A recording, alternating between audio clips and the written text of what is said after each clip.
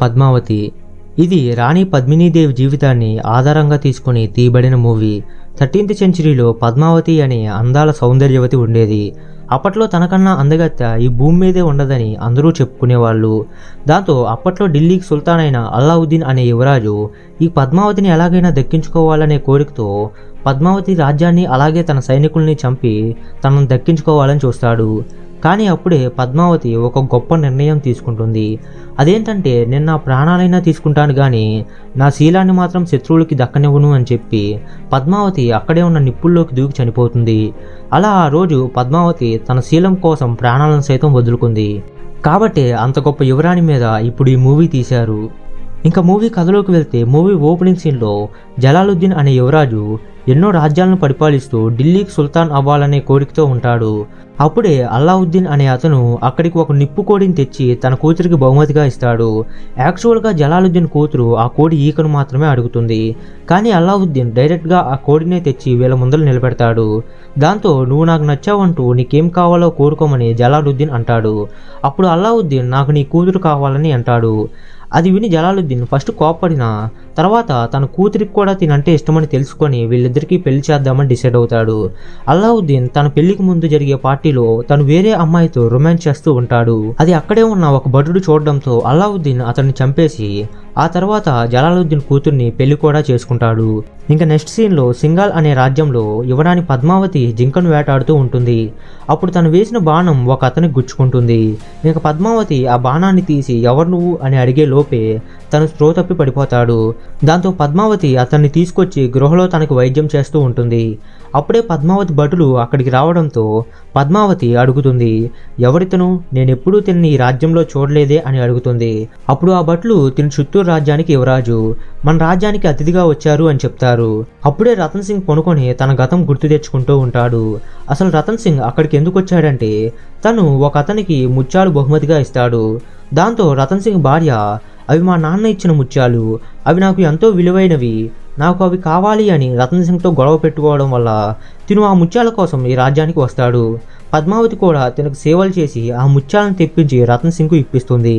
దాంతో రతన్ సింగ్ నేను వచ్చిన పని పూర్తయింది అని చెప్పి ఇంక నేను తిరిగి వెళ్ళాలి అనడంతో పద్మావతి తనకు మళ్ళీ గాయం చేసి నీ గాయం ఇంకా తగ్గలేదు కాబట్టి నువ్వు ఇక్కడే ఉండు అని చెప్తుంది. దాంతో రతన్ సింగ్కు అర్థమైపోతుంది పద్మావతి కూడా తనను ప్రేమిస్తుందని. అప్పుడు రతన్ సింగ్ నన్ను పెళ్లి చేసుకొని నాతో వస్తావా అని అడుగుతాడు. ఇంకా పద్మావతి తన తల్లిదండ్రుల్ని అడిగి రతన్ సింగ్ని పెళ్లి చేసుకుంటుంది. ఇంకా రతన్ సింగ్ కూడా పద్మావతిని గౌరవ మర్యాదలతో తన చిత్తూరు రాజ్యానికి తీసుకువెళ్తాడు. అప్పుడు రతన్ సింగ్ మొదటి భార్య పద్మావతిని చూసి కొంచెం బాధపడుతుంది. ఇటువైపు జలాలుద్దీన్ తన కలను నెరవేర్చుకుంటాడు. తను అనుకున్నట్టుగానే ఢిల్లీకి సుల్తాన్ అయి ఆ కుర్చీలో కూర్చుంటాడు. అది చూసిన అల్లావుద్దీన్ ఆ సింహాసనాన్ని ఎలాగైనా దక్కించుకోవాలనుకుంటాడు. అప్పుడు జలాలుద్దీన్ అంటాడు, నేనిప్పుడు ఢిల్లీకి సుల్తాన్ అయ్యాను. దీనికి నాకు ఒక పక్క ఆనందంగా ఉంది, ఇంకో పక్క భయంగా కూడా ఉంది. ఎందుకంటే ఇప్పుడు నాకు మిత్రువులతో పాటు శత్రువులు కూడా ఎక్కువయ్యారు అని అనగానే అల్లావుద్దీన్ నేను ఆ శత్రువుల్ని హతమారుస్తానంటూ అక్కడి నుంచి బయలుదేరతాడు. అల్లావుద్దీన్ చెప్పినట్టుగానే దాదాపు శత్రువులందరినీ చంపేస్తాడు. కానీ తిను ఆ శత్రువుల దగ్గర దోచుకున్న సంపదను జలాలుద్దీన్కి పంపకుండా తన దగ్గరే ఉంచుకుంటాడు. అప్పుడు జలాలుద్దీన్కి ఈ విషయం తెలిసి అల్లావుద్దీన్ దగ్గరికి వస్తాడు. అల్లావుద్దీన్ జలాలుద్దీన్ రాగానే అతన్ని చంపేసి ఢిల్లీకి సుల్తాన్ అవుతాడు. ఇటువైపు రతన్ సింగ్ తన భార్య పద్మావతిని రాజ్గురు దీవెన కోసం తీసుకువెళ్తాడు. అప్పుడు రాజ్గురు పద్మావతిని దీవించి తన అందానికి ముగ్ధుడవుతాడు. ఇంక తర్వాత రతన్ సింగ్ మరియు పద్మావతి ఏకాంత మందిరంలో ఉన్నప్పుడు రాజ్గురు ఆ గది కిటికీలో నుంచి పద్మావతిని కామంతో చూస్తూ ఉంటాడు. అప్పుడు పద్మావతి ఈ విషయాన్ని కనిపెట్టి రతన్ సింగ్కు చెప్తుంది. అప్పుడు రతన్ సింగ్కి తన గురువుని చంపేయాలన్నంత కోపం వస్తుంది. కానీ గురువులను చంపడం మా రాజవంశాచారం కాదని తనని రాజ్యంలో నుంచి బహిష్కరిస్తాడు. ఇంక రాజుగురు ఆ అవమానాన్ని భరించలేక పద్మావతి మీద రివెంజ్ తీర్చుకోవాలని ఢిల్లీ సుల్తాన్ దగ్గరికి వెళ్తాడు. రాజ్గురు అల్లావుద్దీన్తో అంటాడు, ఈ ప్రపంచంలోనే అందాల రాశిని నేను చూశాను. తను గనక నీ పక్కన ఉంటే నువ్వు ఈ ప్రపంచాన్నే జయిస్తావు అని చెప్తాడు. ఆ మాటలు విన్న అల్లావుద్దీన్కి పద్మావతిపై కోరిక కలిగి రతన్ సింగ్కు కౌరు పంపిస్తాడు కుటుంబంతో విందుకు రమ్మని. కానీ రతన్ సింగ్ దానికి తిరస్కరించడంతో అల్లావుద్దీన్ తన సైన్యాన్ని వెంటబెట్టుకొని రతన్ సింగ్ రాజ్యం మీదకి యుద్ధానికి వెళ్తాడు. అయితే రతన్ సింగ్ సైన్యం బాణాలు వేస్తూ వాళ్ళని ఆపుతారు. అప్పుడు రాజ్గురు మనం కోటలోకి వెళ్లడం కష్టమని చెప్తాడు. అల్లావుద్దీన్ మాత్రం తన మాటలు పట్టించుకోకుండా కొంతమందిని ముందుకు పంపిస్తాడు. అప్పుడు వీళ్ళు కొంత దూరం వెళ్లి గుంటల్లో పడిపోతారు. ఇంకా అల్లావుద్దీన్ పద్మావతిని చూడకుండా వెనక్కి వెళ్లే ప్రసక్తే లేదని అక్కడే గుడారాలు వేసుకొని బయట నుంచి కోటలోకి ఆహారం వెళ్లకుండా ఆపేస్తాడు. దాంతో రతన్ సింగ్ కోటలో ఫుడ్ తగ్గుతూ వస్తుంది. ఇంకా రతన్ సింగ్ సహాయం కోసం మిగతా రాజులకు కబురు పెడతాడు. కానీ ఆ రాజులకి ఢిల్లీ సుల్తాన్ని ఎదిరించే ధైర్యం లేక రతన్ సింగ్ కి సహాయం చేయరు. ఇంకా రతన్ సింగ్ కోపం వచ్చి అల్లావుద్దీన్ గుడారాలపై నిప్పు బాణాలను వేయించి వాటిని కాల్చేస్తాడు. దాంతో అల్లావుద్దీన్ ఇలా యుద్ధం చేసి తనను గెలవలేనని అర్థమై రతన్ సింగ్ కి ఒక లేఖ పంపిస్తాడు. ఆ లేఖలో ఏమని ఉంటుందంటే, నేను మీతో స్నేహం చేయాలనుకుంటున్నాను, సో నేను మీ రాజ్యానికి అతిథిగా వస్తానని అడుగుతాడు. దానికి రతన్ సింగ్ ఒప్పుకుంటాడు. ఇంకా అల్లావుద్దీన్ ఒక్కడే రతన్ సింగ్ రాజ్యంలోకి వచ్చి వీళ్ళ ఆతిథ్యాన్ని స్వీకరిస్తాడు.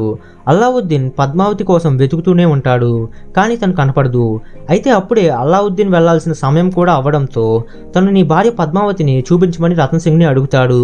అప్పుడు రతన్ సింగ్ కోపంతో, ఎంత ధైర్యం ఉంటే నువ్వు నా భార్యను చూడాలనుకుంటావు?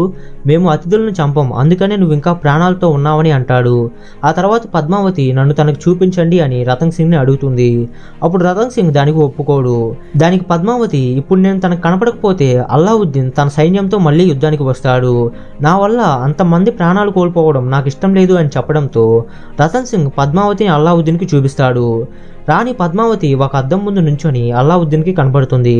పద్మావతి అందాన్ని కల్లారా చూసిన అల్లావుద్దీన్ తనని ఎలాగైనా దక్కించుకోవాలని రతన్ సింగ్ దగ్గరికి వెళ్ళి, నేను ఒంటరిగా వచ్చి నీ ఆతిథ్యాన్ని స్వీకరించాను, నువ్వే గనక ధైర్యవంతుడు అయితే నువ్వు కూడా ఒంటరిగా వచ్చి మా ఆతిథ్యాన్ని స్వీకరించు అని చెప్పి అక్కడి నుంచి వెళ్ళిపోతాడు.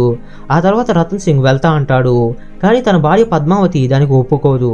అప్పుడు రతన్ సింగ్ తను ఒంటరిగా వచ్చి మన ఆతిథ్యాన్ని స్వీకరించాడు, ఇప్పుడు నేను వెళ్ళకపోతే నేను భయపడ్డానని వాళ్ళు అనుకుంటారు అని చెప్పి తను ఒంటరిగా అల్లావుద్దీన్ దగ్గరికి వెళ్తాడు. అప్పుడు అల్లావుద్దీన్ రతన్ సింగ్ని ఖైదు చేసి ఢిల్లీకి తీసుకువెళ్ళిపోతాడు. కొద్దిసేపటికి రతన్ సింగ్ మనుషులు ఆ గుడారంలోకి వస్తారు. అప్పుడు రాజ్గురు వాళ్ళకు చెప్తాడు, మీ రాజును ఖైదు చేసి ఢిల్లీకి తీసుకెళ్లారు, మీరు మీ రాజును కాపాడుకోవాలంటే పద్మావతి ఢిల్లీకి రావాలని చెప్తాడు. విషయం తెలుసుకున్న పద్మావతి ఢిల్లీకి వెళ్ళి అల్లావుద్దీన్ని కలవడానికి ఒప్పుకుంటుంది, కానీ కొన్ని షరతులు పెడుతుంది. అవేంటంటే, నేను 800 మంది ఆడవాళ్లతో కలిసి అక్కడికి వస్తాను, నేను ముందర రతన్ సింగ్ని కలిసి ఆ తర్వాతే అల్లావుద్దీన్ దగ్గరికి వెళ్తాను, ఇంకా ఆఖరిగా నాకు మీ దగ్గర ఉన్న రాజ్గురు తల కావాలి, ఆ తర్వాతే మేము ఇక్కడి నుంచి బయలుదేరతాము అని చెప్పడంతో అల్లావుద్దీన్ ఈ షరతులన్నిటికీ ఒప్పుకొని రాజ్గురు తలని పద్మావతికి పంపిస్తాడు. దాంతో పద్మావతి కూడా ఢిల్లీకి బయలుదేరుతుంది. అయితే పద్మావతి వస్తుందన్న ఆనందంతో అల్లావుద్దీన్ తన రాజ్యంలో ఉన్న వాళ్ళతో కలిసి ఎంజాయ్ చేస్తూ ఉన్నప్పుడు ఎవరో అల్లావుద్దీన్ని చంపడానికి బాణాలు వేస్తారు. కానీ అల్లావుద్దీన్ ప్రాణాలతో బయటపడతాడు. ఆ బాణాలు వేసింది ఎవరో కాదు, అల్లావుద్దీన్కి దగ్గర బంధువు. తను ఢిల్లీకి సుల్తాన్ కావాలనే కోరికతో ఇలా చేస్తాడు. ఆ తర్వాత అల్లావుద్దీన్ ఇతన్ని కనిపెట్టి చంపేస్తాడు. ఇటువైపు పద్మావతి 800 మంది ఆడవాళ్లతో కలిసి వాళ్ళ రాజ్యం దగ్గరికి వస్తుంది. కానీ అప్పుడే అల్లావుద్దీన్కి గాయమై తను కదలలేని సిచ్యువేషన్లో ఉండడం వల్ల అల్లావుద్దీన్ భార్య వెళ్ళి వీళ్ళకు స్వాగతం పలుకుతుంది. తనే పద్మావతిని రతన్ సింగ్ దగ్గరికి తీసుకువెళ్ళి వాళ్ళిద్దరూ ఆ రాజ్యం నుంచి తప్పించుకోవడానికి సొరంగ మార్గాన్ని కూడా చూపిస్తుంది. అప్పుడు రతన్ సింగ్, లేదు మేము రాజపుత్రులము, వెన్ను చూపి పారిపోమని చెప్పి అల్లావుద్దీన్ ఉన్న గదికి వెళ్తాడు. అప్పుడు అల్లావుద్దీన్ రతన్ సింగ్ని చూసి తనకి ఒక కత్తిని ఇచ్చి నన్ను చంపాలని ఉంటే చంపే అంటాడు. దానికి రతన్ సింగ్, మేము గాయపడిన వాళ్ళని చంపము అని చెప్పి నువ్వు కోలుకున్నాక యుద్ధంలో కలుసుకుందామని చెప్పి అక్కడి నుంచి వెళ్ళిపోతాడు. అప్పుడు అల్లావుద్దీన్ సైన్యం వీళ్ళని ఆపడానికి ట్రై చేస్తుంది. కానీ అప్పుడే వీళ్ళకు ఒక షాక్ తగులుతుంది. అదేంటంటే పద్మావతి వెంట వచ్చిన 800 మంది ఆడవాళ్ళు కాదు, వేరే సైనికులు. వీళ్ళు అల్లావుద్దీన్ సైన్యంతో యుద్ధం చేసి వాళ్ళని ఆపుతారు. ఇంకా రతన్ సింగ్ మరియు పద్మావతి చిత్తూరు రాజ్యానికి చేరుకుంటారు. అల్లావుద్దీన్ కోరుకున్నాక ఇంతకు ముందు కంటే 2 సైన్యంతో యుద్ధానికి వస్తాడు. రతన్ సింగ్ కూడా యుద్ధానికి సిద్ధమవుతాడు. అప్పుడు పద్మావతి, ఒకవేళ మీరు గనక యుద్ధంలో ఓడిపోతే అల్లావుద్దీన్ నన్ను దక్కించుకుంటాడు, అవసరమైతే నేను నా ప్రాణాలనైనా వదులుతాను, కానీ వేరే మగవాడికి మాత్రం నేను దక్కను అని చెప్పి రతన్ సింగ్ను యుద్ధానికి పంపిస్తుంది. అప్పుడు రతన్ సింగ్, యుద్ధం నాకు అల్లావుద్దీన్కి మధ్య జరుగుతుంది, అనవసరంగా మీరు ప్రాణాలు కోల్పోవడం నాకు ఇష్టం లేదు అని చెప్పి తన సైన్యాన్ని ఆపేస్తాడు. అది చూసిన అల్లావుద్దీన్ కూడా ఒక్కడే యుద్ధంలోకి దిగుతాడు. అలా వీళ్ళిద్దరూ యుద్ధం చేసుకుంటూ ఉన్నప్పుడు అల్లావుద్దీన్ ఓడిపోయే సిచ్యువేషన్ వస్తుంది. దాంతో అల్లావుద్దీన్ మనిషి రతన్ సింగ్ పై బాణాలు వేసి చంపేస్తాడు. ఇక్కడ అల్లావుద్దీన్ మోసం చేసి ఆ యుద్ధాన్ని గెలుస్తాడు. ఇంకా అల్లావుద్దీన్ కోటలో ఉన్న పద్మావతి దగ్గరకు బయలుదేరతాడు. తర్వాత పద్మావతికి ఈ విషయం తెలుస్తుంది. ఇంకా పద్మావతి చెప్తుంది, శత్రువులకి మన నీడ కూడా దక్కకూడదు, అల్లావుద్దీన్ జీవితంలో ఇదే అతిపెద్ద ఓటమి కావాలని చెప్పి 800 మంది ఆడవాళ్లతో కలిసి పద్మావతి పవిత్ర స్త్రీగా ఆ మంటల్లో కలిసిపోతుంది. ఈ విధంగా పద్మావతి అల్లావుద్దీన్ని తన నీడ కూడా తాకనివ్వకుండా అమరురాలవుతుంది. అందుకనే పద్మావతికి చరిత్రలో గొప్ప స్థానం ఏర్పడింది.